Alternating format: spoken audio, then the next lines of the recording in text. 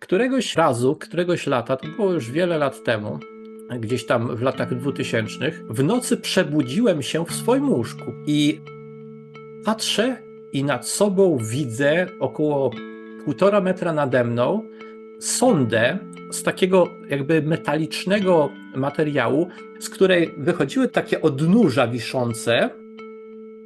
Pojawiła się w moim śnie istota, która zaaranżowała całą przestrzeń, gdzie była pusta, biała, świetlista przestrzeń. Istota wyglądała jak mężczyzna o długich, jasnych włosach, bardzo urodziwy i aż trudny do zaobserwowania elementów twarzy, bo był cały świetlisty. Witajcie. Dzisiaj moim gościem ponownie jest Kuba Niegowski. Czy chciałbyś dzisiaj się przedstawić nam krótko dla osób, które nie oglądały pierwszego odcinka? Jasne, nie ma sprawy. Witam Was serdecznie. Jestem experiencerem związanym z postrzeganiem pozazmysłowym. Od wielu lat, od końcówki lat 90., zajmuję się praktyką postrzegania pozazmysłowego. Do moich doświadczeń i do zajęcia się tą dziedziną skłoniło mnie przede wszystkim spontaniczne doświadczenie pobytu poza fizycznym ciałem. I jako młody chłopak chciałem po prostu wyjaśnić, zrozumieć moje doświadczenie, które było naprawdę niezwykłe. I tak natrafiłem na szereg materiałów oraz fakt, że wiele innych osób na świecie doświadczało podobnych rzeczy i zacząłem się uczyć i praktykować. W efekcie mojej praktyki mam na koncie i wiele podróży poza ciałem, i zdolności związane z tak zwaną metodą remote viewing, która jest teraz moim głównym konikiem i główną metodą, którą się posługuję. Mam także na koncie, co myślę w dzisiejszym odcinku będzie istotne, spotkania z istotami pozaziemskimi, międzywymiarowymi, i myślę, że dzisiaj jest taki czas i moment, że możemy swobodnie o tym zacząć mówić, więc myślę, że ja też się tutaj odważę i troszeczkę o tym opowiem. Niektóre z tych doświadczeń były bardzo osobiste, ale myślę, że właśnie takie podzielenie się będzie konstruktywne i być może inni, którzy nas słuchają, też poczują się, może nie będą tacy osamotnieni ze swoimi doświadczeniami, bo wiele osób doświadcza, ale niewiele osób ma odwagę o tym mówić. Ja, ponieważ zajmuję się tą tematyką od wielu lat, zresztą byłem pionierem w tej dziedzinie pod paroma względami. Założyłem w Polsce pod koniec lat 90. pierwszy tak duży profesjonalny portal o tematyce postrzegania pozazmysłowego, rozwoju osobistego, duchowego i tychże tematów bardziej ezoterycznych, Gwiezdne Wrota. Później prowadziłem różne rzeczy, obecnie prowadzę w Centrum Rozwoju.pl, od W na początku, taki duży portal właśnie rozwojowy oraz kilka innych projektów, między innymi nowy, czyli The Star Embassy, który jest właśnie również w linku, będzie myślę w opisie też dostępny. Zresztą dzisiaj występuje właśnie w settingu bardziej tym związanym z Gwiezdną Ambasadą, gdzie widzimy w moim tle i na mojej koszulce, które sporządziłem. Mam nadzieję, że będą Was też interesować.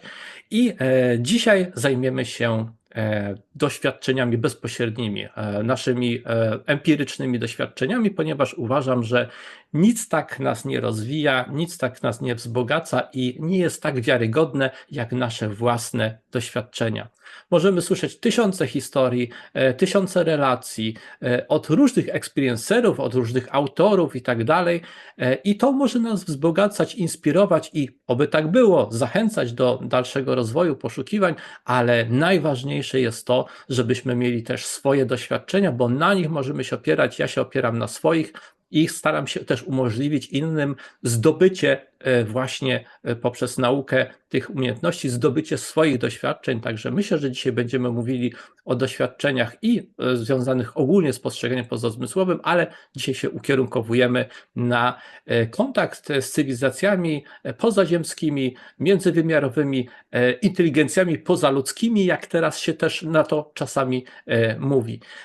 Więc od czego sobie zaczniemy? Co proponujesz? Może powiem tak, jeden z punktów, który jest w tej Gwiezdnej Ambasadzie, Jest to przygotowanie do otwartego kontaktu, ale może przeczytam chociaż te punkty najważniejsze, Jasne. jako takie wprowadzenie. Mhm. Rozwój zdolności nadzmysłowych, systematyczne badania nad technikami kontaktu, przygotowanie do otwartego kontaktu, struktury do prowadzenia i kultywowania kontaktu, budowanie społeczności praktyków, tworzenie narzędzi rozwoju świadomości, przygotowanie ekspertów od kontaktów, i inspirująca, i edukacyjna rozrywka. No, taki fajny Jasne. dodatek. Oczywiście to Mhm. wszystko powinno być takim procesem przyjemnym, tak? Tak, ja jestem wielkim orędownikiem Mhm. rozwoju przez zabawę. Uważam, że najlepiej się uczymy. Zresztą każdy ma to doświadczenie. Jak byliście młodsi i chodziliście do szkoły, to pamiętacie pewnie, że jak kazali wam się czegoś uczyć, to było toporne, ale jak sami odkryliście coś, co was interesowało, to do dzisiaj pamiętacie. I ludzki mózg najlepiej się uczy, kiedy jest zainteresowany, kiedy jesteśmy zadowoleni i na własne życzenie, z własnej woli coś eksplorujemy. I myślę, że o ile te tematy kontaktu z cywilizacjami pozaziemskimi i te pokrewne rzeczy są bardzo poważne i bardzo doniosłe i mają ogromne, przełomowe wręcz znaczenie dla ludzkości, to nie zmienia faktu, że wejście w nie z takim podejściem, no właśnie, że to jest fajna przygoda, to też jest dobre. Oczywiście fajna przygoda też powinna być nawigowana w taki mądry, dobry sposób, a nie na zasadzie trywializowania i bagatelizowania jakichś tam istotnych elementów. Natomiast można w dojrzały i mądry sposób też się rozwijać, jednocześnie mając z tego frajdę, i ja jestem właśnie zwolennikiem takiego podejścia. Staram się robić rzeczy, które jednocześnie są dobrą przygodą i jednocześnie są bardzo wartościowym rozwojem, który faktycznie zmienia naszą świadomość, wzbogaca ją i daje nam nowe narzędzia, nowe możliwości do egzystowania i rozwoju. O, ja ogólnie powiem, że jak czytam właśnie, czym jest ta Gwiezdna Ambasada, to ja już się czuję jej członkiem. Nawet, że Świetnie. oficjalnie nie jestem, ale ja tam pod wszystkim praktycznie się podpisuję i Już tak jesteś. nieoficjalnie się dodałam. Mhm, mhm, Więc, świetnie. i powiem szczerze, ja jestem osobą też, która na swój sposób też prowadziła badania, bo znaczy u mnie zaczęło się od kontaktu, tak? Moje doświadczenia. Mhm, Miałam kontakt w snach. Pierwsze było takie mega pozytywne, na zasadzie, że to było takie, wiesz, że aż odczuwalne w ciele miałam mhm. te doświadczenie.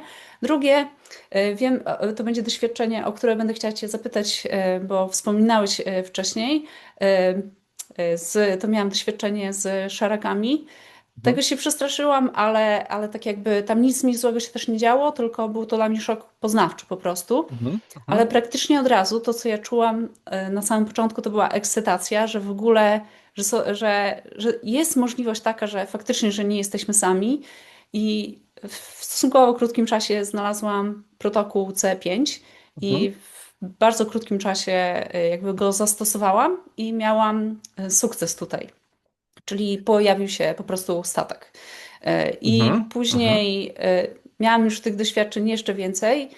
Znaczy, później miałam jakieś tam doświadczenia astralne i już nie chcę wchodzić w szczegóły teraz, bo chcę Tobie mhm. zadać te pytanie, żebyś Ty opowiedział tutaj o sobie. Aczkolwiek ja bym bardzo proponował, żebyś przynajmniej pokrótce opowiedziała O nam, bo badaniach. niektórzy tak, przede wszystkim o swoim doświadczeniu właśnie. Jak to było to pierwsze doświadczenie? Jeżeli o nim, że tak powiem, chcesz opowiedzieć, to się wymienimy wtedy, a nasi Okej. słuchacze też będą mieli fajny kontekst właśnie twoje doświadczenia, moje doświadczenia. Myślę, że to będzie, może być fajne. Także jakbyś mogła coś mnie o tym opowiedzieć, bo jestem autentycznie też ciekawy, ja też Okej. zbieram historię, lubię usłyszeć czego inni doświadczyli. Znaczy to jeszcze tak powiem, dokończę ten wątek Mhm, badawczy, bo ja zrobiłam bardzo dużo tych sesji C5 i mhm, po prostu ja do tego dosłownie podeszłam jak do badania tego tematu. I mhm, jak wygląda ta interakcja, kiedy oni chcą zareagować, kiedy nie chcą zareagować. I po prostu pod tym względem myślę, że jestem też pionierem, jeżeli chodzi mhm, szczególnie o Polskę, bo jeszcze nie znalazłam drugiej osoby, która by tyle zrobiła po prostu tego typu, no, wiesz, inicjowanego kontaktu. Więc mhm, chciałam to powiedzieć, że i zarazem właśnie to jest takie podparte tą ekscytacją, tak, że dla mnie ten cały proces jest czymś po prostu niesamowitym i tak jakby odmieniło to moje życie. Znaczy nie jest to też takie z zewnątrz, może nie widać tej odmiany, ale tak w środku po prostu Mhm. jest to zupełnie nowy rozdział w moim życiu. E, Jeżeli chodzi o moje doświadczenia, ja ich po polsku publicznie jeszcze nigdzie nie umieściłam. Mam prywatnie, Mhm. mam film taki prywatny, jest w jednym miejscu w internecie, ale no nie jest to tak mega publiczne. Okej. Więc to po prostu były takie sny, wiesz, więc teraz opowiem po prostu o tych snach, tak mniej więcej. W pierwszym śnie po prostu spotkałam kogoś i tak jakby od samego początku czułam, że tam jest taka inna energia. Ja w przeszłości nie miałam tego typu snów Mhm. i po prostu od początku czułam, że to jest jakieś takie bardzo pozytywne. Ogólnie tam była rozmowa po prostu. Siedziałam w miejscu a la bar albo coś w tym stylu. Może tam był ktoś wokoło, może nie, bo to było bardziej takie właśnie postrzeganie, niż że Mhm. miałam w 100%, wiesz, taką wizję wszystkiego. I nie zapamiętałam z tego za dużo, ale mam takich kilka urywków i jeden z urywków to było to, że ten mój gość, tak nazwijmy go, powiedział, że jest inny. I to mnie trochę zaintrygowało. I inną rzeczą, którą mi powiedział, to jest to, że lepiej może, żebym się na niego nie patrzyła. I to też była rzecz, która mnie strasznie zaintrygowała. I stwierdziłam, że dobra, faktycznie nie będę patrzeć, bo nie wiem, tak czułam, że może tak jest lepiej, tak. Mm, I, I w zasadzie to tyle pamiętam, bo nie przyszło mi do Mhm. głowy, żeby spisać od razu wszystko. Generalnie jak się obudziłam, to miałam takie ciepłe uczucie dosłownie w sercu i tak przyszło mi przez myśl, dlaczego my, ludzie, na co dzień tak się nie czujemy i że jest Mhm. potencjał do tego, żeby się czuć, bo jeżeli ja mogłam w danym momencie poczuć się w ten sposób, to znaczy, Mhm. że możemy. Ale powiem szczerze, do tej pory miałam jeszcze jedno doświadczenie, gdzie się tak czułam, to nie jestem w stanie tego uczucia, wiesz, wywołać ponownie. I Mhm. to jest dla mnie takie w sumie bardzo zastanawiające, dlaczego tak jest. I w sumie to jest taki temat, jeden z który gdzieś tam w tyle głowy eksploruję. I co ciekawe, jak się budziłam, aha, bo w czasie, przez te uwagi, które dostałam od mojego gościa, tak, o których Mhm. teraz wspomniałam, ja nie miałam wiedzy w ogóle na temat obcych, na tematy metafizyczne, po prostu nie wiedziałam Mhm. nic Mhm. praktycznie. Mhm. Ja byłam niezorientowana. Więc mi w głowie przeszło przez myśl, nie wiem, jakiś demon czy coś, tylko dla mnie demony też nie są czymś negatywnym. Chcę to zaznaczyć dla osób, które się boją czegoś takiego, bo ja już słuchałam muzyki metalowej kiedyś i dla mnie to jest takie coś, wiesz, że ci ludzie sprawiają wrażenie, wiesz, mrocznych, ale wiesz, są tacy w środku ciepli. I dla mnie to Prawda. doświadczenie było bardzo ciepłe po prostu. I to dlatego ja to tak nazwałam go, ale to akurat jest istotne, muszę to wytłumaczyć, tak? Bo są osoby, które, o, to pewnie demon był, a ja właśnie nie miałam tego przekonania, że tak jest, tylko ja nie potrafiłam tego inaczej nazwać. I tylko Mhm. dlatego Mhm. użyłam tego wyrażenia. I kiedy się budziłam, dostałam taką wiadomość, że nie jestem demonem, tylko jestem istotą pozaziemską. Mhm. I to było dla mnie, wiesz, takie wow. I później, Ktoś wiesz, się... doprecyzował, ktoś Tak, sprostował, tak, że tak tak, powiem, tak. twoje myślenie. No. A to się wiąże notabene w ogóle z tym, o czym mówiliśmy w poprzednim epizodzie, że my często w postrzeganiu nowych doświadczeń, zwłaszcza pozazmysłowo, kiedy postrzegamy, to my interpretujemy je często odruchowo przez pryzmat tego, co wiemy, co znamy.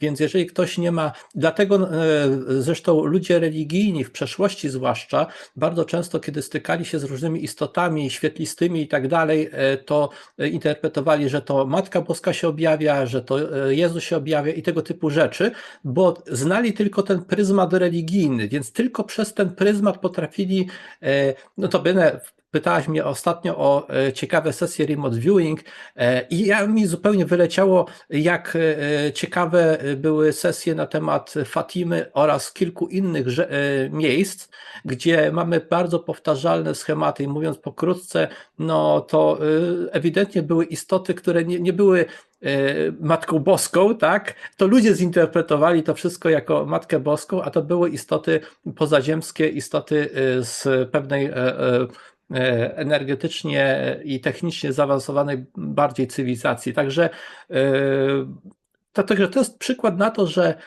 musimy zawsze brać pod uwagę, że my mamy tendencję identyfikować rzeczy przez pryzmat tego, co znamy i musimy się w pewnym sensie wysilić, otworzyć, żeby nowa informacja zupełnie do nas dotarła, wpadła, tak żebyśmy przyjęli, że coś może nie jest z tego schematu, który znamy, tylko że coś jest zupełnie nowe. I ta otwartość umysłu, taka uważność i otwartość umysłu to notabene też jest bardzo ważna w praktykowaniu i remote viewing, i w ogóle myślę, że w całym rozwoju duchowym, osobistym, tym prawdziwym, żeby właśnie być otwartym na słuchanie, patrzenie, doświadczanie, niekoniecznie narzucając to na to wszystko, ten pryzmat tego wcześniej, co już wiemy, tak? Zawsze musimy być otwarci na zmianę naszego poglądu w pewnym sensie nawet, tak? Bo nowe fakty może rzucą nowe światło i może inaczej będziemy na coś patrzeć i my musimy mieć na to otwartość, inaczej będziemy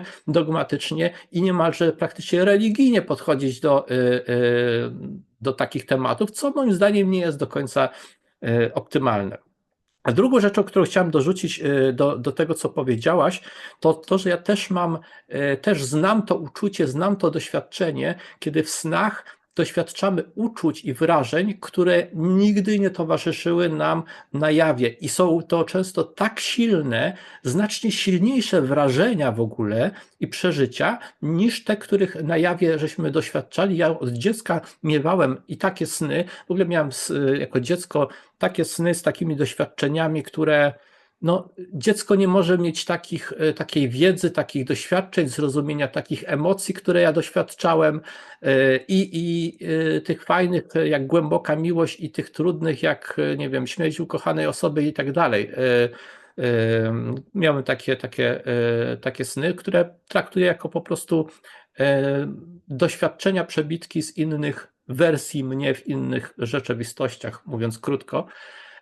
Ale tak czy inaczej, przestrzeń snu może być przestrzenią faktycznie łączności telepatycznej, łączności energetycznej, komunikacji, kontaktu i czasami ten kontakt no, 100% nie przypomina tego, co jest normalnym snem. Wrażenia są znacznie intensywniejsze, możemy mieć nawet świadomość tego, że znajdujemy się w przestrzeni snu. Ja miałem takie doświadczenia, zresztą myślę, że dzisiaj o nich też opowiem, więc podzielam, jakby rozumiem, pomimo, że dla przeciętnego człowieka, który takich doświadczeń może jeszcze nie miał, może się wydawać, sny, co to są sny? Sny to przecież nieważne, jakieś tam majaki, śniło ci się, to tylko ci się śniło.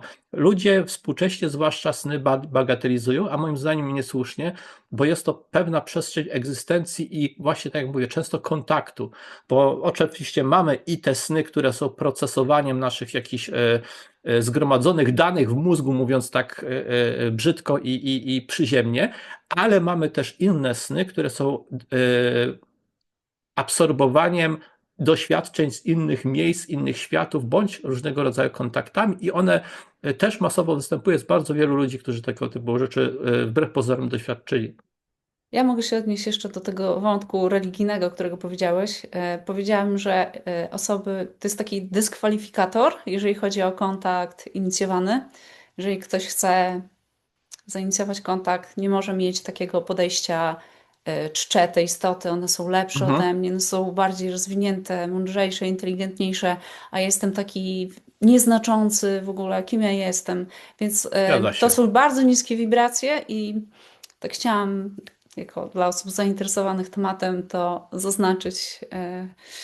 Notabene Tak. jako ciekawostkę przy tym mogę powiedzieć, że z moich eksperymentów remote viewerskich i nie tylko, zauważyłem, że część osób ma niemalże wkodowaną reakcję uniżoności względem istot świetlistych i wiele osób zdarzyło mi się, że kiedy prowadziłem sesje już bardziej zaawansowane, gdzie już sięgamy też po nie tylko bardzo przyziemne cele, ale też właśnie czasami i światy, i istoty duchowe i tak dalej, to czasami było tak, że ktoś spotkawszy istotę świetlistą, miał wręcz odruch taki, że mam ochotę paść na kolana i po prostu pokłony bić, co jest, jak ja się z tobą zgadzam, niesłuszną postawą, Niesłuszną postawą jest też w drugą stronę, jak się gdzieś szarogęsimy i uważamy się za lepszych. Powinniśmy się uważać za równych innych, Tak. innych, my mamy inne doświadczenia, te istoty mają inne doświadczenia, powinniśmy się szanować wzajemnie w związku z tym, my powinniśmy szanować i zasady, i miejsce, w którym się znajdujemy, jeżeli na przykład udajemy się w naszej podróży do świata, do miejsca, gdzie te istoty przebywają, to my powinniśmy się zachowywać kulturalnie, mówiąc krótko, ale jednocześnie bynajmniej nie dać sobie też nigdy wmówić, że jesteśmy gorsi, że powinniśmy w jakiś sposób tylko siedzieć cicho i słuchać, bo i takie oczywiście są sytuacje czasami. No i tutaj jakby do nas należy jakby zdobycie w sobie tej świadomości, tej dojrzałości, że myślę, że którą każdy człowiek prędzej czy później zaczyna przez doświadczenia nabywać, żeby jakby docenić to, kim jesteśmy, że jesteśmy inni, ale że mamy to swoje ziemskie też unikatowe doświadczenie, bo nie wszystkie istoty rozumieją ludzi, co jest bardzo ważne. W tych kontaktach nieraz spotykamy się też z istotami, które nigdy nie inkarnowały w tym świecie fizycznym, a zwłaszcza w świecie ziemskim, i po prostu nie do końca rozumieją, dlaczego nam na czymś zależy, dlaczego mamy z czymś problem, dlaczego jest tak, a inaczej, tak? I takie istoty, no ja uważam, że nie są w pozycji do pouczania nas. Więc jak ktoś nie ma ziemskich doświadczeń, a bardzo dużo, że tak powiem, się w przestrzeni wymądrza, to ja go traktuję tak na zasadzie, no, masz potrzebę sobie pogadać i myślisz, że wszystkie rozumy zjadłeś, to tak jak u nas na Ziemi też niektórzy tak mają, ale to jakby prawdziwie rozwinięte istoty zupełnie inaczej podchodzą i właśnie mają ten wzajemny szacunek, a nawet mają często pewnego rodzaju poczucie humoru i taki więcej troszeczkę takiego luzu, to zauważyłem. To zdecydowanie. To może znaczy mogę jeszcze te drugie doświadczenie Mhm, opisać, czyli ten drugi sen, i on tak jakby był kontrastowy do tego pierwszego. Po mhm, prostu tam widziałam szaraczka i bardzo się zaskoczyłam, ponieważ wtedy jeszcze też mało wiedziałam, tak? Jeszcze po mhm. tym pierwszym śnie nie zaczęłam tego tematu eksplorować, tylko właśnie traktowałam go trochę jak taki. Znaczy wiedziałam, że to było ważne, tak? Dla mnie osobiście. Też nie opowiadałam tego nikomu, bo wiedziałam, że po prostu to zostanie tak potraktowane, tak jak powiedziałeś, że to ten sen taki, nie wiem, kogo to tam. Więc nie miałam zupełnie motywacji, żeby komuś opowiadać, i później miałam właśnie ten drugi sen. I tam się przestraszyłam totalnie, tak? Od razu jak zobaczyłam istotę, to po prostu złapał mnie taki strach. Na zasadzie, że nie mogłam się uwolnić od tego uczucia, bo to też wszystko bardzo szybko się działo, więc jakby nie miałam momentu na zaczerpnięcie oddechu, takiego, wiesz, takiej przerwy. Mhm. I też tam nie było żadnej wymiany telepatycznej. Tylko właśnie widziałam tą istotę, tak jakby pod, wiesz, no bo to było w przestrzeni takiej astralnej i po prostu tak jakby przysunęłam się, podpłynęłam do tej istoty, do jego twarzy, i praktycznie byliśmy tak twarzą w twarz. Na zasadzie, że tak Mhm. blisko, że dosłownie widziałam szczegóły tych oczu, wiesz, tej powierzchni tego oka. Y, Ale też zarazem czułam takie zafascynowanie, takie wow, wiesz, że i taki problematyczna rzecz była, że ja chciałam całą istotę obejrzeć, ale nie mogłam, bo nie wiem, czy właśnie później doczytałam gdzieś tam w internecie, znalazłam, że oni tymi oczami coś robią, w jakiś sposób inicjują ten kontakt. I po chwili wpatrzenia się w te oczy, no, nagle wszystko zrobiło się ciemno. I po chwili byłam w nowym miejscu i przede mną stało 5 takich szaraków. Mhm. Ja po prostu jak się bałam, to tu się bałam jeszcze kilkukrotnie bardziej, bo dla mnie to było tak zupełnie, wiesz, z szczapy doświadczenie, że zupełnie się nie spodziewałam tego. Mhm. E, Ale w jakiś sposób właśnie i wtedy byłam tak zupełnie świadoma tego, że jestem w śnie, że próbuję się obudzić, nie dam rady. Oczywiście, no ktoś tam powie, bo to paraliż nocny. No oczywiście, że w takich sytuacjach ciało ma paraliż, Mhm. żeby tam sobie krzywdy nie zrobić, bo to jest Tak, to jest naturalne. naturalna biologiczna E, reakcja. Mhm. No, ale w jakiś sposób mi się udało, wiesz, to się zakończyło po prostu zaraz po tym doświadczeniu Mhm, i praktycznie od razu tak jakby ten strach zaczął zaraz wyparowywać i w zasadzie to byłam już taką transmutację moich emocji zrobiłam, mhm, że ten strach przebiłam w złość na siebie, że czemu się przestraszyłam, bo mogłam porozmawiać z nimi, no mhm, po prostu taką okazję stracić przez to, że się przestraszyłam. I też zarazem miałam takie wewnętrzne poczucie, że oni nie będą mnie jakby niepokoić. Dosłownie taką mhm, myśl miałam. Później tak pomyślałam sobie, że to po prostu była wiadomość telepatyczna, mhm, że nie będą mnie niepokoić. Nie wiem, czy mhm, to oni powiedzieli, czy ktoś inny to powiedział. mhm, mhm. Nie rozwiązałam tej zagadki do końca. Ale tak jakby dla mnie ten strach praktycznie już nie istniał. Znaczy tam, wiesz, momentami jeszcze zanim dokładnie się zagłębiłam w temat, no to coś tam troszkę istniało, ale dla mnie to była po prostu od tego momentu już bardziej ekscytacja tym tematem, eksplorowaniem i to popłynęło wszystko. Ja E, myślę, tak, ja chętnie bym się do tego odniósł, bo też mam podobne doświadczenia. Powiem tak, że strach może być bardzo istotną, ciekawą informacją, też uwiarygadniającą w ogóle doświadczenie. Myślę, że może opowiem nawet o moim takim bardziej nieprzyjemnym wtedy, ale dzisiaj cennym właśnie doświadczeniu, a potem opowiem o tych przyjemniejszych chyba, tak mi się wydaje. Bo miałem też doświadczenia z istotami, które nazwałem chyba szarakami. Znaczy mówię, nazwałem szarakami, dlatego zaraz o tym opowiem, bo nie widziałem ich bezpośrednio, tylko ich technologię, więc ja po technologii w zasadzie wnoszę, że to pasuje mi do szaraków, ale ponieważ bezpośrednio tylko technologię widziałem, więc właśnie. A druga rzecz jest taka, że też się daje zaobserwować w wielu relacjach, w moich własnych doświadczeniach też, że część z tych doświadczeń mamy w stanie świadomości, który no niestety odbiega od naszego stanu czuwania. W związku z tym my reagujemy troszeczkę tak, jakby to powiedzieć, tak trochę instynktownie, a nie mamy okazji przemyślenia sytuacji, tak? I powiem z doświadczenia, że w takich sytuacjach to my nie myślimy jasno na zasadzie, a teraz zrobię to, tylko bardziej reagujemy, zwłaszcza jak to jest nowe i to jest szok, to po prostu instynkty się włączają i nie jest tak, że ktoś powie, a czemu nie zrobiłeś, a my sami sobie możemy wyrzucać, a mogłem wtedy zrobić tak i tak.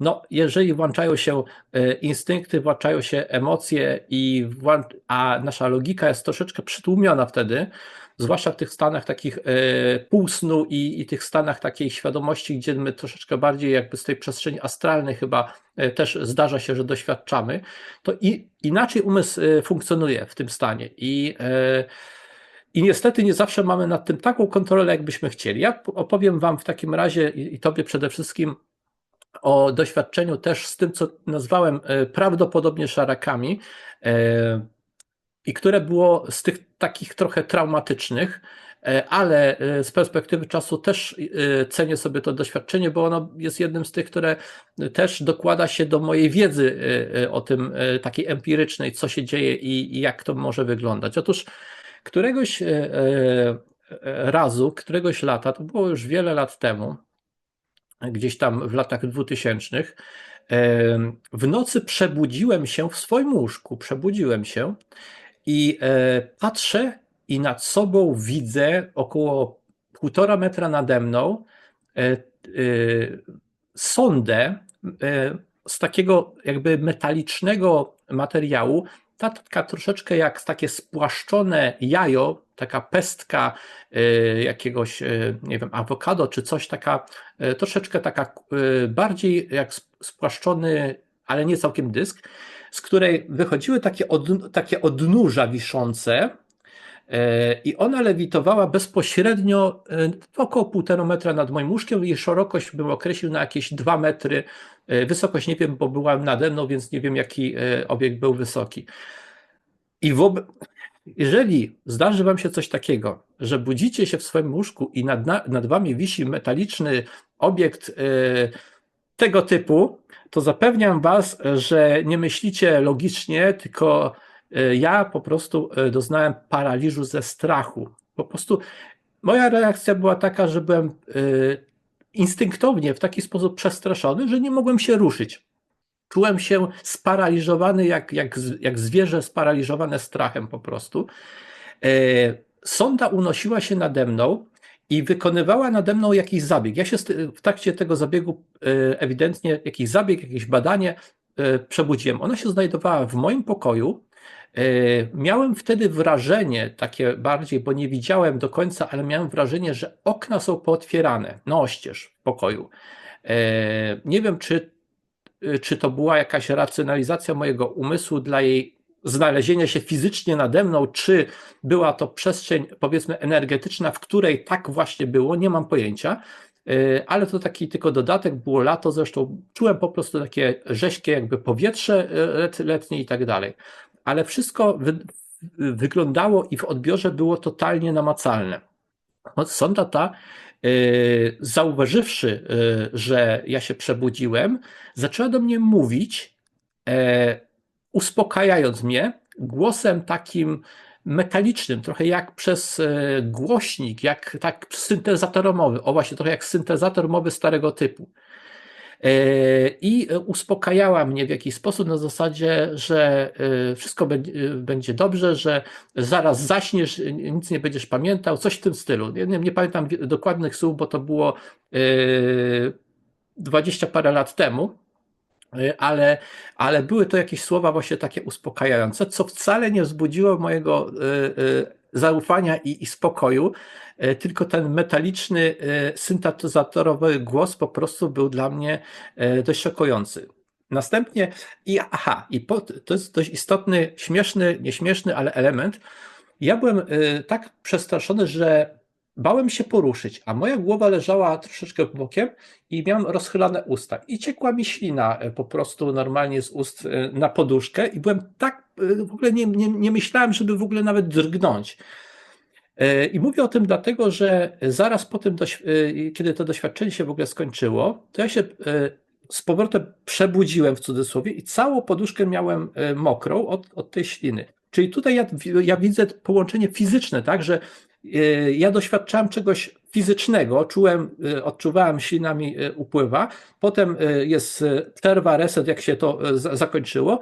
Ja się ocknąłem, już tej sondy nie było, ale poduszka była cała mokra, czyli jest przełożenie fizycznego elementu, który dla mnie potwierdza, że to nie było tylko doświadczenie, nazwijmy to astralne, jakiegoś rodzaju, tylko że to jednak działo się na poziomie zabiegu fizycznego.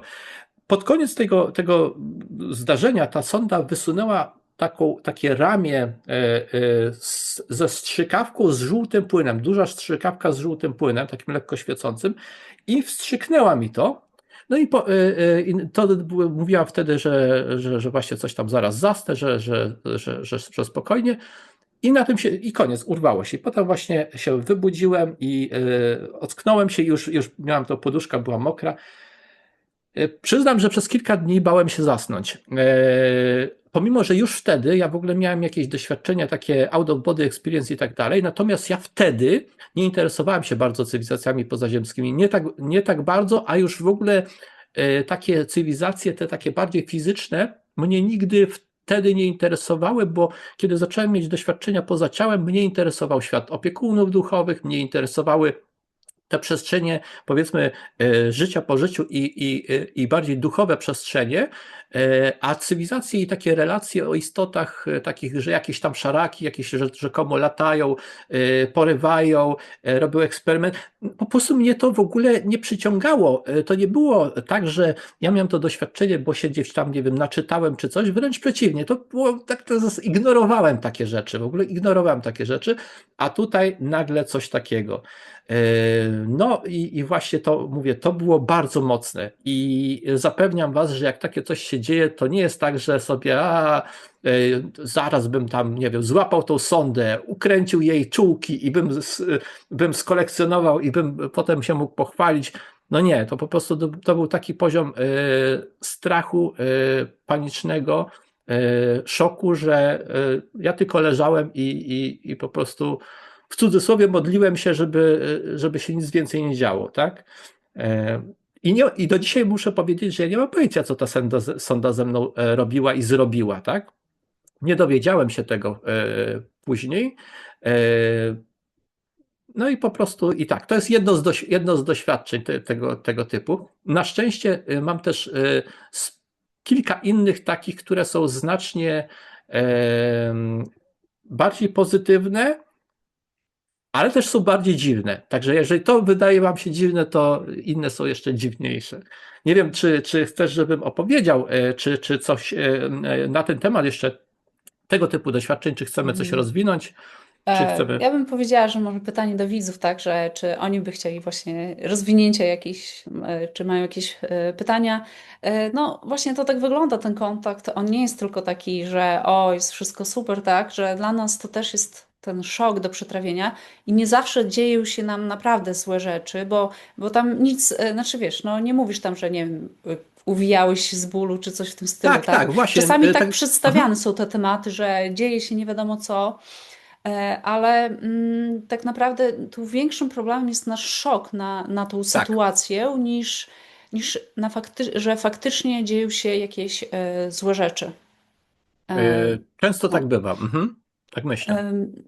Bo jest temat, który ja eksploruję troszkę, jeszcze tak mocno, wiesz, bo mamy społeczność, tak? I mamy ten temat porwań i jest ileś tam takich, że są opis takich strasznych porwań i tutaj do Stevena Greera się odniosę i tak on jest krytykowany w sumie za to, bo on mówi, że tak naprawdę nie ma porwań takich prawdziwych przez E.T., tylko że te traumatyczne porwania były robione przez SSP, czyli Secret Space Program. Mi ciężko tak na 100% do tego się odnieść, e, bo te nasze doświadczenia właśnie no, nie powiedziałabym, że tutaj jest coś złego. Wydaje mi się, że one troszkę mogą mieć przyczynę w kontraktach na te życie, które mieliśmy, że mogły być zawierane jakieś kontrakty. Ja też na 100% nie mogę tego powiedzieć, ale ja tak się. Jakby ja bardzo szybko weszłam w ten temat i nie czułam się niekomfortowo w ogóle z tymi tematami. Dla Tak, mnie to było mhm, takie, tak jak niektórzy mówią, aktywacja nazywają to. Dla mnie tak. te wszystkie rzeczy się poodblokowywały po prostu. Ja muszę powiedzieć, że ja na to patrzę tak, że to jest z perspektywy czasu, że to jest kolejne wzbogacające doświadczenie. Ja szybko takie rzeczy, ja mam taką zdolność chyba takiego integrowania takich doświadczeń. One oczywiście wtedy, kiedy to się działo, było dla mnie pewnym szokiem, ale ja chyba mimo wszystko mam taką konstrukcję psychiczną i taką tendencję do tego, że mnie ciągnęło chyba, ja czuję troszeczkę to tak, jako taką, nie wiem, rodzaj zaplanowanej właśnie, nie wiem, misji wcieleniowej, że ja tak naprawdę jako dziecko, jako małe dziecko, często patrząc w gwiazdy, bo lubiłem patrzeć w gwiazdy, ja zadawałem sobie pytanie, ile jest tych cywilizacji, nigdy nie zadawałem pytania, czy istnieją. Nie było to dla mnie nigdy kwestią, że miałem wątpliwości, czy istnieją, tylko zastanawiałem się po prostu, ile tam tego jest po prostu, tak? Bo już miałem wtedy w pewnym sensie taką trochę intuicyjną wiedzę, intuicyjne przeczucie, że absolutnie żyjemy we wszechświecie, w którym jest wiele życia, są rozwinięte cywilizacje kosmiczne i tak dalej. Zresztą nawet jako we wczesnym dzieciństwie miałem takie pewne przebitki właśnie, których jeszcze wtedy nie potrafiłem właśnie do nich się odnieść, zwerbalizować i tak dalej, ale już miałem pewne tendencje, więc później jako nastolatek, mając późniejszy nastolatek, bo w wieku około, nie wiem, tam 17 lat, miałem te pierwsze doświadczenia poza ciałem i tak dalej, to była dla mnie taka aktywacja na zasadzie, że bardzo szybko z górki potem poszło już takie moje jakby przyswajanie różnych rzeczy i tak dalej, bo czułem się po prostu w tym w jakiś sposób dość tak naturalnie dla mnie, tak? Przyszło mi do głowy pytanie, jakie widzowie mogliby chcieć Mhm. zadać, bo rozmawialiśmy na temat wizji zdalnej i czy nie moglibyśmy wykorzystać wizji zdalnej do zbadania tych tematów. I tak naprawdę, jak pierwszy raz usłyszałam wizji zdalnej, to właśnie Mhm. w sumie taką miałam motywację, żeby to zbadać i tak ciężko mi jest właśnie obiektywnie to zbadać, ale chciałam się spytać, czy może próbowałeś to badać Absolutnie w jakiś tak. sposób? Absolutnie tak. Remote viewing, bo o tym mówimy. Ja zajmuję się tematyką postrzegania pozazmysłowego metodą remote viewing. O tym, czym jest remote viewing, dokładnie mówiliśmy i zapraszam do poprzedniego epizodu. Tam szczegółowo się do tego odnosimy, ale tak, ja wykorzystuję i badam z ludźmi właśnie tematy. Między innymi, bo remote viewing jest metodą, która przyciąga i osoby, które są bardziej przyziemnie zainteresowane postrzeganiem pozazmysłowym, żeby na przykład znaleźć coś, żeby dowiedzieć się o czymś takim no, z naszego, że tak powiem, poletka materialnego świata i tak dalej, do różnych zastosowań. Więc niektórzy interesują się tym przyziemnie, ale też niektórzy właśnie wykorzystują to do badania i tak zwanego życia po życiu, i tak zwanego życia na innych planetach i w przestrzeni generalnie pozaziemskiej i cywilizacji pozaziemskiej generalnie. Więc robimy to. Muszę powiedzieć, że z tego jest bardzo wiele ciekawego materiału, przy czym ja jestem takim, chyba mam tą żyłkę takiego badacza, któremu zależy na pewnej obiektywności i pomimo, że mam dziesięciolecia już doświadczenia za sobą i wiele różnych wglądów, różnych sesji, to ja nie jestem z tych ludzi, którzy są skorzy do wyciągania takich ostatecznych wniosków. Ja uważam, że wszyscy jesteśmy w procesie wciąż uczenia się, poznawania i doświadczania. My kolekcjonujemy coś, co nazywam puzzlami. Te puzzle są częścią większej układanki, one nam mogą się przysłużyć i możemy się nimi i inspirować, fascynować i być mogą dla nas potrzebne, przydatne i tak dalej, ale to pamiętajmy, że są wciąż puzzle. Mając te i dobre, pozytywne doświadczenia z kontakty z cywilizacjami i z istotami pozaziemskimi, które akurat zdarzyło mi się mieć, nie wyciągam ostatecznych wniosków. Też nie wyciągam wniosków ani o konkretnej cywilizacji, na przykład o szarakach, bo mam wrażenie, że są tutaj różne frakcje na przykład w ogóle, ani nie mam, tym bardziej nie wyciągam wniosku o innych tych cywilizacjach, o których się popularnie mówi, bo też mam takie wrażenie, że mamy tendencję do generalizowania dużego w wielu kwestiach i do takiego, ja to nazywam trochę kosmicznym rasizmem, że mamy jedną jakąś tam rasę kosmiczną, nam się wydaje jedna. Zobaczcie, ludzie są do siebie, ktoś może powiedzieć, że też ludzie są wszyscy tacy sami, a przecież my jesteśmy zróżnicowani bardzo na naszej planecie pomiędzy sobą i, no i wyglądowo częściowo, ale ktoś z zewnątrz może tego nie zauważyć. I możemy, na przykład w ogóle przykładem dobrym jest to, że dla Europejczyków Azjaci wyglądają bardzo podobnie do siebie, powiedzmy, czy to czarnoskóre osoby. Bo my zwracamy uwagę na tą cechę wyróżniającą z naszej perspektywy. Natomiast oni między sobą, zależnie z tego, jakiego regionu pochodzą i tak dalej, oni doskonale widzą absolutnie totalne różnice i dla nich jest oczywiste, że oni wcale do siebie tacy podobni nie są, jak nam się to wydaje. Tak? I to samo spojrzenie my przenosimy na kontakt z cywilizacjami pozaziemskimi. Widzimy jakąś tam istotę, która na przykład, nie wiem, tam ma łuski czy coś i już myślimy, że to jest jeden i jedyny typ istot i wszystkie wrzucamy do jednego worka. Tymczasem może być tak, że jednak pochopnie wyciągamy te wnioski, pochopnie generalizujemy na podstawie tylko tych wybiórczych doświadczeń, które my akurat mieliśmy. Jeżeli gdzieś tam, nie wiem, znajdziemy się, pojedziemy na wycieczkę na drugi koniec świata, i spotka nas jakieś doświadczenie z jakimś tam przedstawicielem tamtejszych, że tak powiem, lokalnych mieszkańców, to jeszcze nie znaczy, że oni wszyscy tacy są, prawda? Bo to jest akurat to nasze doświadczenie, które myśmy mieli akurat z konkretną tą osobą, tak? Czy z konkretną grupą. Więc też dlatego ja jestem cały czas nastawiony na takie zbieranie informacji, doświadczeń, mówienie o nich, analizowanie ich, ale też poszukiwanie nowych, bo tylko w ramach takiego systematycznego, stopniowego właśnie powiększania tej naszej wiedzy i puli doświadczeń, my budujemy sobie jakiś szerszy obraz rzeczy, a nie żeby wyciągać na bazie kilku doświadczeń już jakiś tam końcowy wniosek, że oni są tacy albo są inni i tak dalej, prawda? No, zdecydowanie mi się podoba to, co mówisz, bo mamy właśnie, tak jak mówisz, tyle rasizmu. A już nie mówiąc o tych takich głównych nurtach, bliżej mainstreamu, no to tam w ogóle dzieją się katastroficzne rzeczy tylko i tam ci ludzie pewnie po prostu żyją chyba w nieustającym strachu przed może wyjściem z domu, bo nie wiem, bo porwą mnie i zaczną nie wiadomo co robić. Więc to mamy tą taką skrajność y, i też właśnie, znaczy ja rozumiem, że są te trudne doświadczenia, ale wydaje mi się, że więcej jest rozgrzebywania jakichś kilku case'ów, niż że faktycznie jest bardzo dużo takich indywidualnych, strasznych doświadczeń.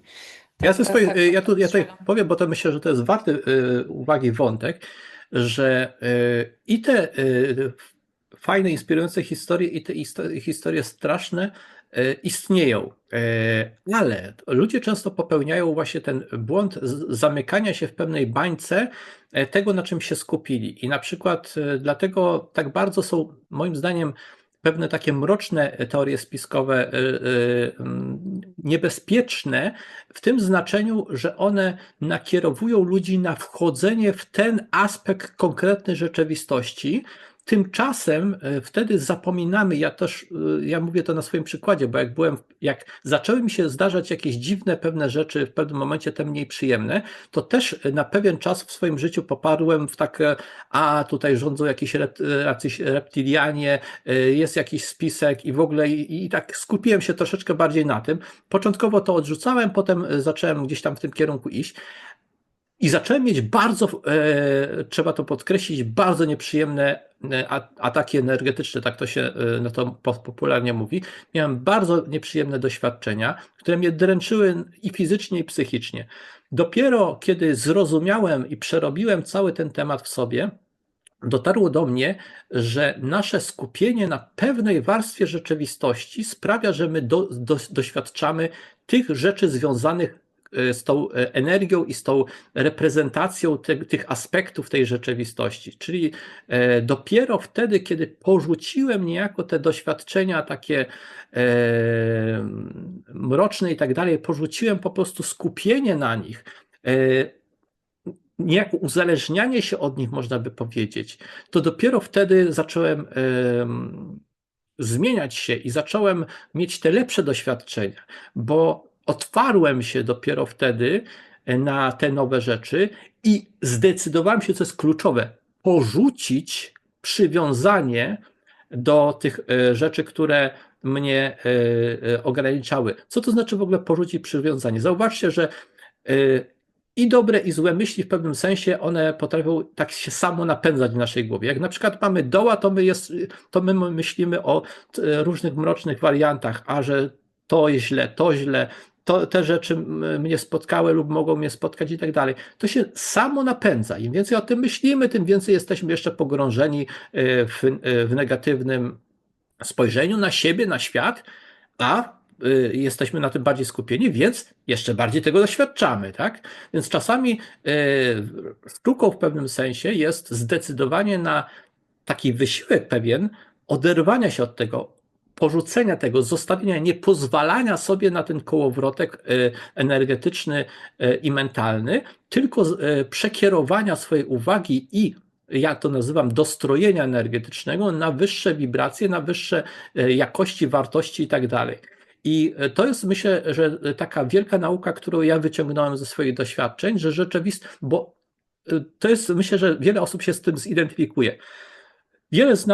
Wielu z nas jest tutaj, bo nazywamy siebie trochę poszukiwaczami prawdy. Chcemy dowiedzieć się, jak jest, jaka jest rzeczywistość. Mówią nam to, tamto, siamto, a my chcemy poznać prawdę. No i zaczynamy drążyć i na przykład odkrywamy, że są jakieś mroczne rzeczy i tak dalej. Zaczynamy je odczuwać, w sensie empirycznie. No to myślimy sobie, chciałem prawdę, no to poznałem prawdę i teraz muszę z tym żyć.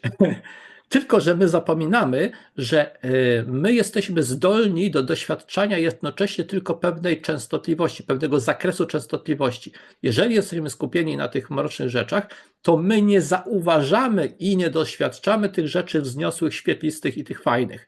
Jesteśmy po prostu jakbyśmy innej stacji radiowej słuchali dosłownie. I trzeba wykonać pewien wysiłek, niejako w cudzysłowie zanegować to, co istnieje, bo my teraz doświadczamy stacji to pod tytułem mrok. Stacja mrok jest dla nas najbardziej wyrazista. Musimy w pewnym sensie to porzucić na rzecz czegoś, czego jeszcze nie doświadczamy. Musimy założyć, że to istnieje, czyli stacja światło, nazwijmy sobie to, tak? I wtedy dokonać takiego shiftu, przesunięcia w energii, w percepcji i tak dalej. I to jest coś, ja nie wiem, czy nawet z punktu widzenia takiego intelektualnego wytłumaczenia, czy to wystarczy. Można to w ten sposób naświetlić, ja zresztą staram się o tym mówić i naświetlać, ale ja to do tego doszedłem troszeczkę na zasadzie swoich różnych też trudnych doświadczeń i dotarło to do mnie, zacząłem to obserwować w jakiś sposób.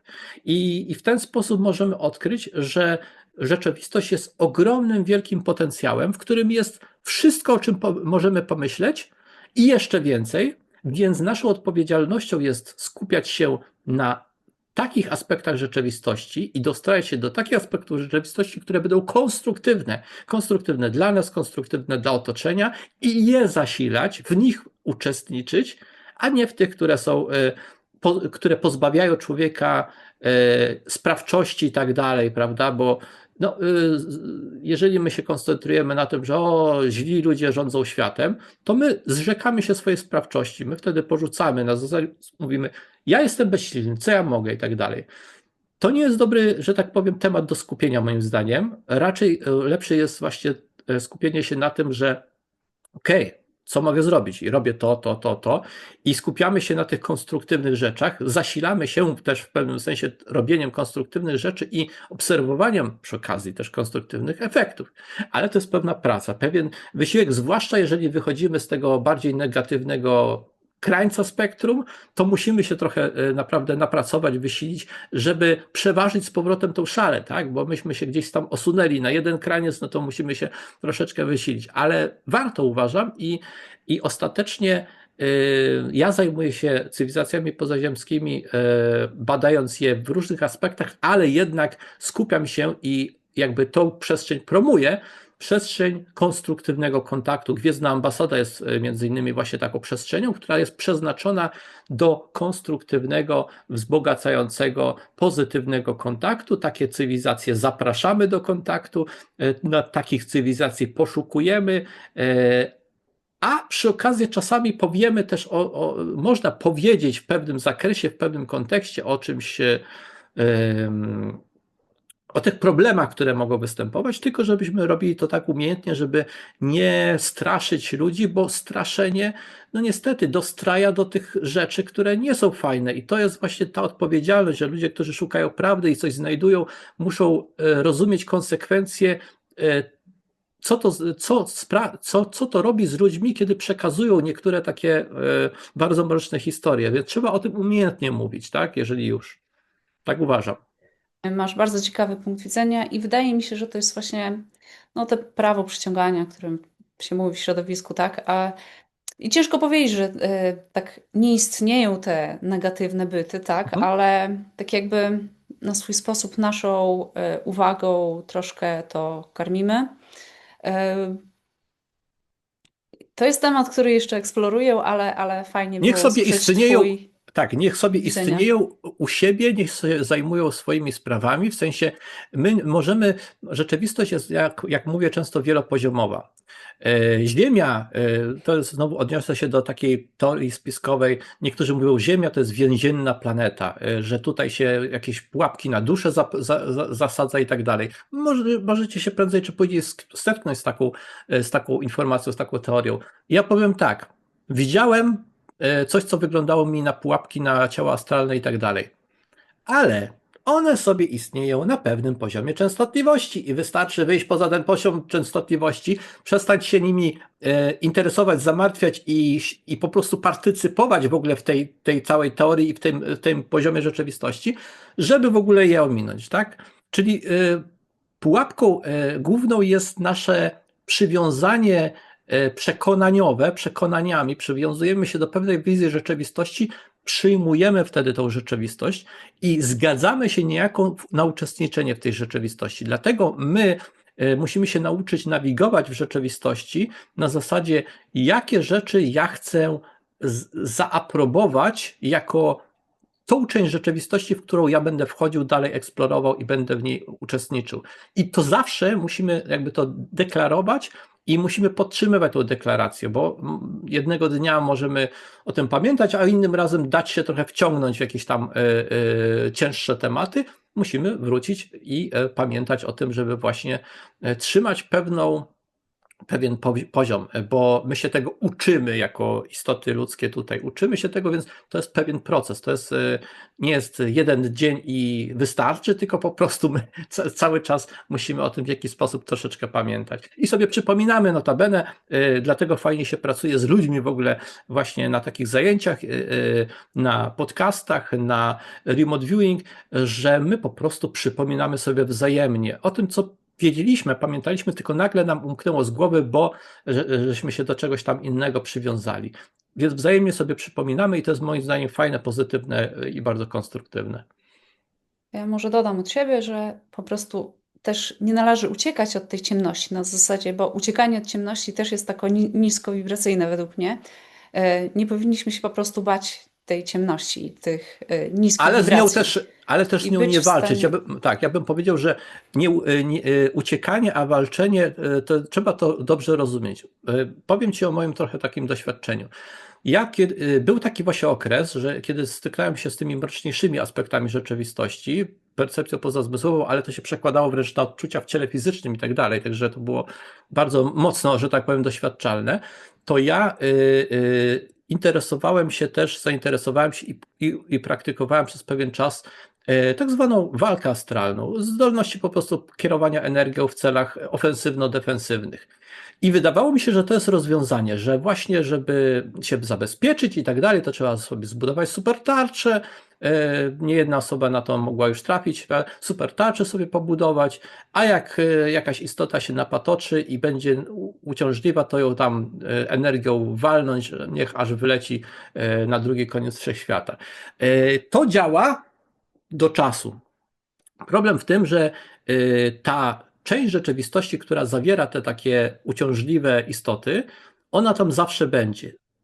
One się niejako mogą one się mnożą w nieskończoność. Nasza walka może się na tym poziomie nigdy nie skończyć, raczej się pewnie nigdy nie skończy. I będziemy tracić coraz więcej energii na walczenie, zabezpieczanie się. Walczenie, zabezpieczanie się. Dlaczego? Dlatego, że uczestniczymy ten wariant rzeczywistości, tą częstotliwość walki, częstotliwość konfliktu. My jesteśmy na to nastrojeni. Sztuką jest zrozumieć, że tu nie chodzi często o ucieczkę, tylko zmianę jakości naszej rzeczywistości i pozostawienie tego za sobą. Powiedzenie, koniec, ja nie walczę, ja to zostawiam. Niech się dzieje, co chce. Ja w swoim życiu tak miałem, mówię przez pryzmat swojego doświadczenia. Miałem bardzo niemiłe doświadczenia. W pewnym momencie powiedziałem, koniec, ja nie walczę. Zabijecie mnie, to mnie zabijecie. Wykończy mnie to mnie to, ale ja w tym dalej się nie bawię się w to, tak? Nie uczestniczę. I oczywiście były jeszcze jakieś tam szturchańce i tak dalej, prowokowanie, tak? Ale w pewnym momencie się to zaczęło kończyć i się skończyło. Bo ja powiedziałem, nie, to nie jest jakość rzeczywistości, w której ja chcę uczestniczyć. Nie będę się w ten sposób bawił. Róbcie co chcecie, ja się w to nie bawię. I zacząłem się skupiać na innym wariancie rzeczywistości, tym bardziej konstruktywnym, tym bardziej spokojnym i tak dalej. I zmieniło się moje doświadczenie, zmieniło się moje życie. Także ja tego się nauczyłem na swojej skórze. Dlatego o tym mówię teraz z taką dużą pewnością, bo po prostu wiem, że to u mnie tak zadziałało i wiem, że trudno jest, będąc w tym jeszcze uczestnictwie, w tych doświadczeniu tych cięższych energii, wiem, że trudno jest niejako w to uwierzyć, że to podejście, o którym mówię, jest działające, bo wtedy widzimy rzeczywistość przez ten pryzmat tej rzeczywistości konfliktu. Wydaje nam się, że tylko tak można, tak? Tylko albo wygramy siłą, albo nie, tak? Tymczasem właśnie to jest jak z tymi stacjami radiowymi czy telewizyjnymi. My jesteśmy na stacji X, która zawiera te rzeczy teraz i musimy się przełączyć na inną stację i po prostu niech kto chce się bawić w te konflikty, to niech się tam bawi na tej stacji X, a my na stacji Y sobie inaczej imprezujemy, tak to nazwę. Prawdopodobnie to jest sposób, w jaki Ziemia może się dźwignąć, tak? Mhm. Żebyśmy jako kolektyw byli na tym wyższym poziomie. Dobra, to ja bym powiedziała, bym przekierowała tą energię na te pozytywne tory Okej. i żebyś opowiedział o tych swoich pozytywnych doświadczeniach, właśnie o śnie z istotą.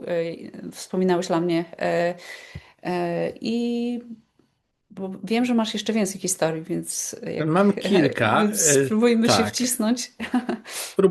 Spróbujemy się wcisnąć, bo też patrzę na zegarek i damy jeszcze radę chyba, ale no, też ja mam ograniczony czas dzisiaj. No. Może być tak, że się okaże, że będziemy kolejną audycję sobie zrobimy. Zobaczymy. Postaram się w to wstrzelić, więc zacznijmy sobie od której historii sobie zaczniemy. Nie będzie istota. Boję się używać imienia i nazwiska istoty, bo jest ona rozpoznawalna już teraz w internecie, ale użyję, przy czym zaznaczam, że jeszcze nie traktujcie tego zobowiązująco, że chodzi na pewno na 100% o tą istotę. Wyjaśnię Wam podczas opowieści, dlaczego tak, a nie inaczej myślę i tak dalej. Istota, którą nazywa się Ashtar Sheran, to będzie historia o tej istocie, o tym jegomościu. Otóż któregoś razu, to znowu będzie miało związek w tym wypadku z procesem, w którym ciało fizyczne śpi. Spałem i w moim śnie pojawiła się niczym w Matrixie, kiedy mamy tą scenę, gdzie Morfeusz pokazuje Neo jakieś tam rzeczy i jest taka biała przestrzeń, taki pusty, biały pokój.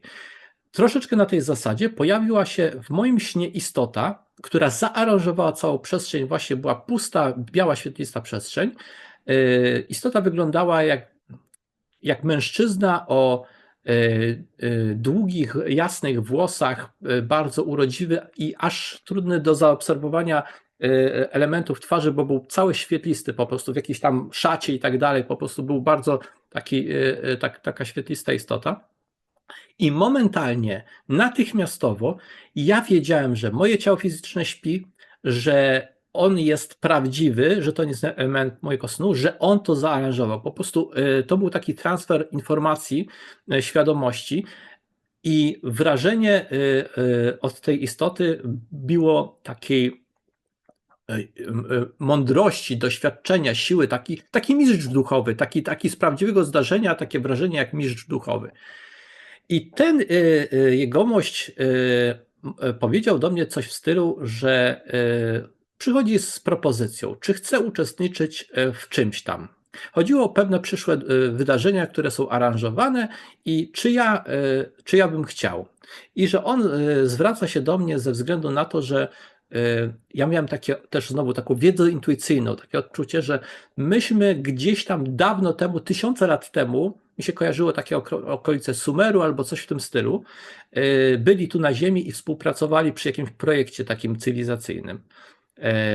I on ze względu na to, jakieś takie trochę uznanie też dla mnie, zjawił się i zaproponował. Moja reakcja była bardzo entuzjastyczna, bo ja tak duchowo bym powiedział, czułem, że to jest coś, z czym ja bym chciał uczestniczyć. To dotyczyło jakiejś tam przyszłości kształtowania się chyba wydarzeń na Ziemi. Ale on mówi, no to dobra i tak dalej. Ale ja mówię, ale zaraz, ja chcę to zapamiętać, bo ja wiem, że jesteśmy w moim śnie w tym czasie i wiem, że ja prawdopodobnie to zapomnę. A on mówi, nieważne, czy będziesz to pamiętał, ważne, czy chcesz, czy zgadzasz się i tak dalej. Ja mówię, ale ale proszę cię, mówię, ja chcę to pamiętać, to jest dla mnie ważne, żeby pamiętać. No to on mówi, dobra, to zapamiętaj moje imię, ono będzie kluczem do tego, żeby sobie przypomniał. No i powiedział mi. I jeszcze będąc w tym doświadczeniu, ja świadomie, żeśmy się, że tak powiem, pożegnali, ja świadomie mówię, dobra, to teraz wybudzam się ze snu, żeby wstać z łóżka i zapisać całe doświadczenie jak najdokładniej. Bo wiedziałem, że po prostu ja miałem totalną świadomość, jak to wszystko działa, że no, teraz moje ciało śpi, więc jeżeli ja pośpię dalej, to mogę zapomnieć szczegóły i tak dalej. No i udało mi się, ocknąłem się, ale poczułem trochę taką jeszcze niemoc, takie zaspanie i osunąłem się w sen. Rano Ja pamiętałem generalnie spotkanie, wrażenia z tego spotkania, ale za Chiny nie mogłem sobie przypomnieć ani jak się gość nazywał, ani na co ja się tam, co było zapowiedziane, tak? Co było zapowiedziane. A całe zdarzenie było takie wrażenie niesamowite we mnie pozostawiło. No ja nie miałem wątpliwości, że to się zdarzyło naprawdę. Więc próbowałem, szukałem, wertowałem jakieś książki o starożytnym Sumerze, bo kojarzyłem, że gdzieś te rejony, gdzieś coś tam, jakieś nazwy z tym związane, gdzieś tam, więc wertowałem książki i tak dalej, słowniki, wszystko, co wtedy miałem do dyspozycji. Nic. I ostatecznie porzuciłem poszukiwania po paru miesiącach. Myślę sobie, dobra, no zdarzyło się. Ja nie pamiętam, o co chodziło. Pamiętam tylko, że było to zdarzenie. Nie mam żadnego potwierdzenia, w ogóle nic. I minęło, nie wiem, 2 lata, 3 lata i któregoś razu sobie szukałem czegoś o jakichś takich kosmiczne tematy, jakieś tam sobie wertowałem i trafiam na jakiś tam obrazek i podpisane jest Ashtar Sheran. I mnie wtedy wyryło się, myślę, tak się goś nazywał, przecież o to, bo ja wcześniej miałem to na końcu języka, tylko nie potrafiłem tego jakby, wiesz, zwerbalizować. I mówię, przecież to ten. No i okazało się, że w ogóle taka istota istnieje, że że gość się pojawiał też w ogóle przy różnych okolicznościach innym ludziom też. Przy czym potem odkryłem też, że są channelingi rzekomo od Ashtara Sharana. Dlaczego mówię rzekomo? Bo mnie się zupełnie nie zgadza wizerunek, dlatego powiedziałem, że traktujcie to imię, nazwisko z pewną dozą rezerwy, dlatego że mi się zupełnie nie zgadza wizerunek internetowy Ashtara Sharana, gdzie są channelingi, są jego obrazki, z moim odczuciem.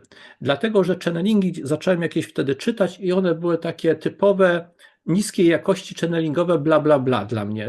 Takie pitu pitu, ludzkość się wzniesie pitu pitu. Ja nie traktuję takich rzeczy, powiem wam szczerze, poważnie, bo wśród channelingów mało jest tego, co ja traktuję jako autentyczną, wartościową informację, dużo jest jakiejś takiej propagandy, jakiejś, nie wiem, manipulacji.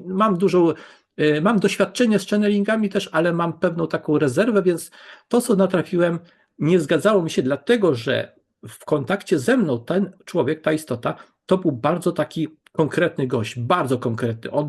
Miał dużą charyzmę, dużą taką siłę woli, taki był poważnym facetem, który po prostu robi konkretne, poważne rzeczy. A channelingi przedstawiają go jako takiego rozmemłanego jakiegoś, wiesz, ni to świętego, ni to coś tam, nie?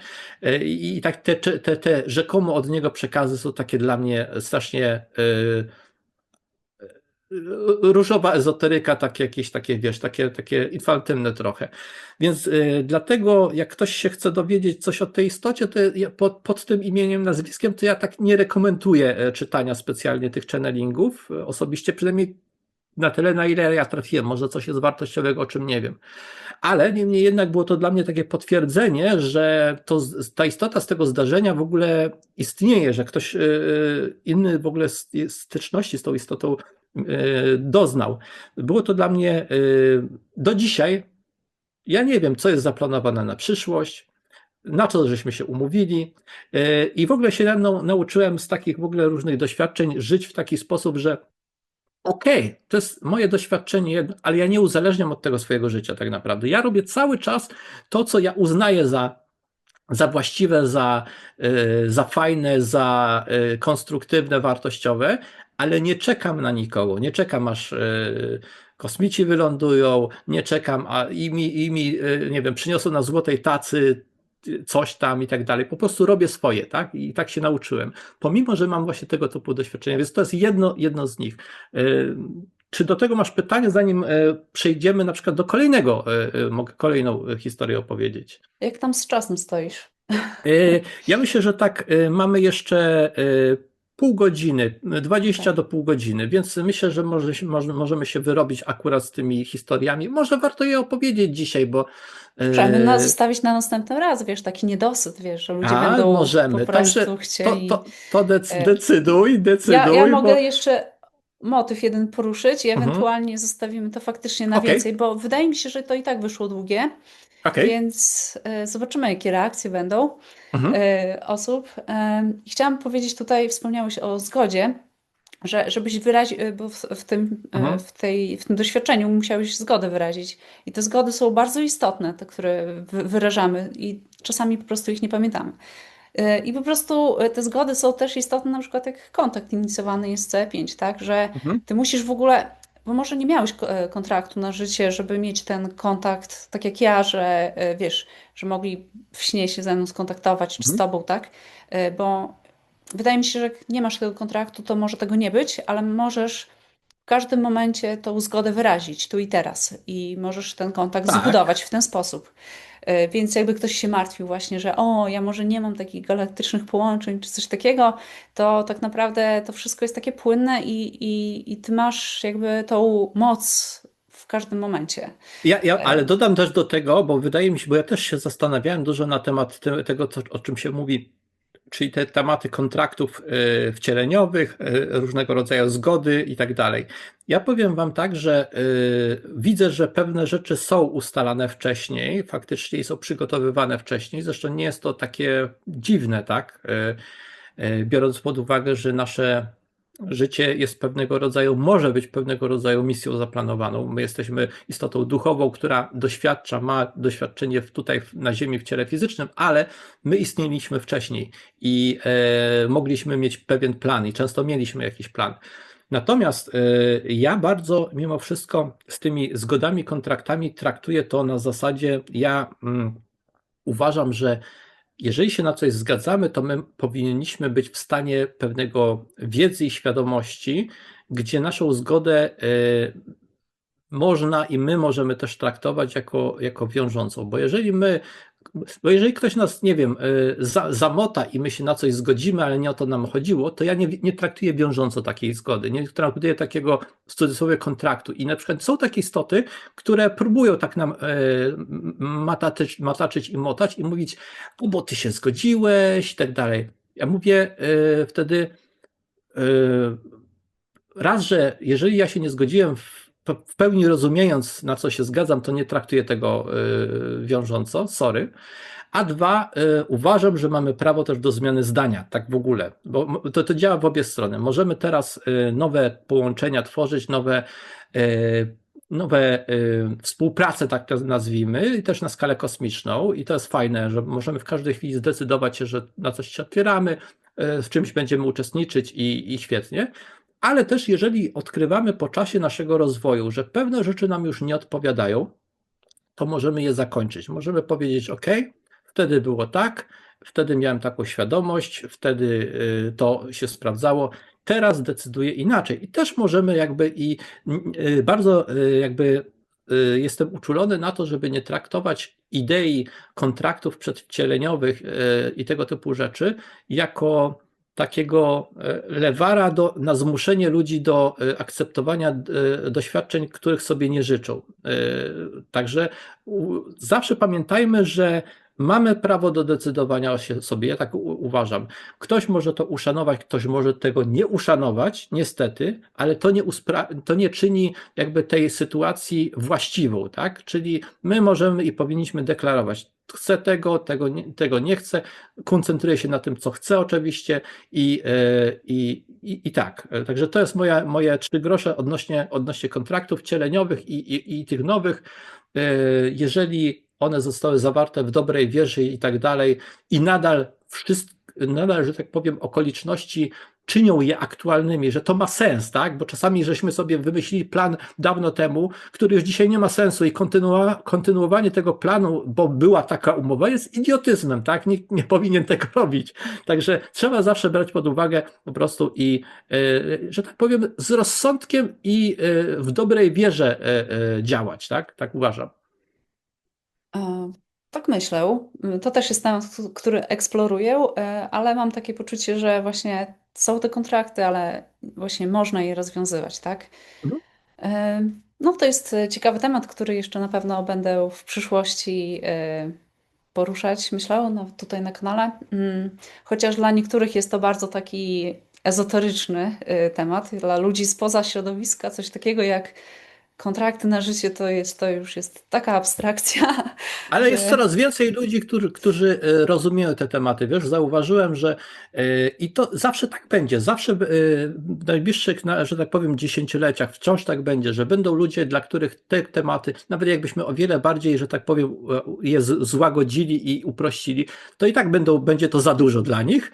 A będą tacy ludzie i są cały czas tacy ludzie, którzy są gotowi na bardziej takie, że tak powiem, głębsze i rzeczowe i poważniejsze podejście do tematu i omawianie rzeczy na poziomie ich większej złożoności. I ja na przykład w swoich działaniach osobiście koncentruję się na takich osobach, czyli ja coraz mniej, znaczy ja zawsze staram się opowiadać i w taki sposób, że on jest przyswajalny dla jak największej ilości osób, zrozumiały, klarowny, on nie wymaga jakiejś super specjalistycznej wiedzy, jeżeli trzeba coś doprecyzować, to staram się to robić, natomiast też nie uciekam już od mówienia o rzeczach z takich, że tak powiem, z górnej półki, tylko dlatego, że mało osób je jest w stanie zrozumieć, bo ja chcę jednak mieć kontakt też z tymi osobami, które operują na tej wyższej półce, jak to nazwijmy, tak? I dla nich chcę też coś robić, tak? Więc takie jest moje podejście.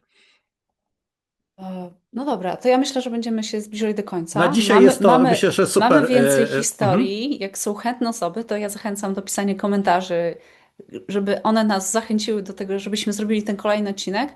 Bo powiem Mhm. szczerze, tak ja, jeżeli chodzi o mój kanał, to ja potrzebuję tych komentarzy, bo YouTube po prostu te algorytmy, one lubią komentarze.